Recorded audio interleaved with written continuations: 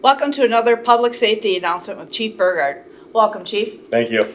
This month's safety message that we're going to be talking about has two components to it. And the first one is child seat safety, kind of a graduation time that we're recording this. So let's talk about that first. Okay, sounds great. Yeah, so everyone that has a car seat for children need to be changing what they're in at different ages, and typically it's actually weights. So there are some child seat laws in the state of Wisconsin, and those are based upon what weight the child is at the given time. So referencing the material from the state, anyone that is under 20 pounds needs to be in a rearward facing seat the entire time. Okay. After you get over 20 pounds is the first opportunity that you can turn them forward.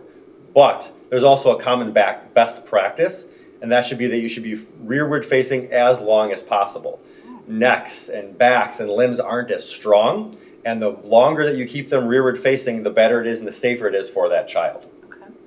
After you get to be 40 pounds is the first opportunity that you can have to put them into a booster seat. But there's also a weight with that, or a height that goes with a weight, and that's 4'9". So if you're 4'9" and up to 80 pounds, that's the time when you can really consider putting them into a booster seat. And then after the booster seat, when all the kids want to be free and sitting like the rest of the adults are, there's a couple of criteria that you should look for. And those important criteria have to do with how their body fits into the seat of your car. So when they're sitting, does their back fit flush against the back of the seat and not away from it? Do their knees bend where the actual bend in the seat is? The lap belt, does it actually come across their lap, not across their belly? Does the shoulder belt come across where it needs to and not into their neck?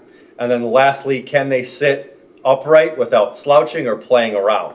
If they fit all of that criteria after they're at that 80-pound mark, then they can be considered for sitting without a booster seat. The Hartford Fire and Rescue Department has safety seat inspectors, right? Correct. I'm not sure I worded that correctly, but they are available to the public. Yes, correct. Right now we currently have 2 certified seat installers, and if anyone's interested in having them either install a seat or check and install, they can reach out to us at Hartford Fire and Rescue. They can call us at our phone number, 262-673-8290. They can stop down to the fire station and talk to someone in person, and they can set up an appointment with one of our installers. Great.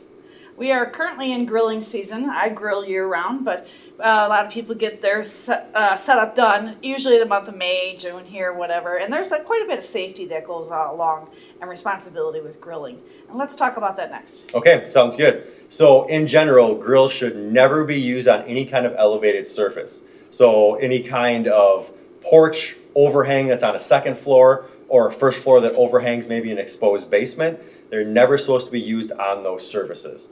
They should always be used on ground level away from a home, no matter what kind of grill it is. Charcoal, gas, a pellet smoker, always need to be on ground level away from the home.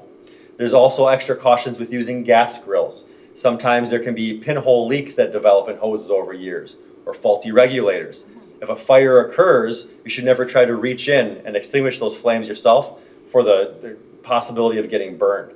The best opportunity that you have is to have that grill away from the first house that you have so that you don't start it on fire, and then you can call 911 and work on getting the fire put out.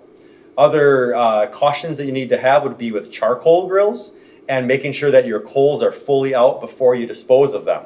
The biggest risk can be putting them into a garbage can, and it's just from the night before, those embers can stay hot, especially if it's windy out and dry, and then start your garbage can on fire. So being very careful with your embers is most important.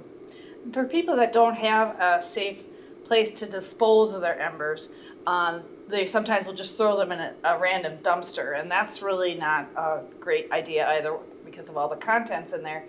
And so listening to you said make sure that they put them out and wait a day, then they could put them into the garbage. Is that correct disposal of them at that time because they're cool?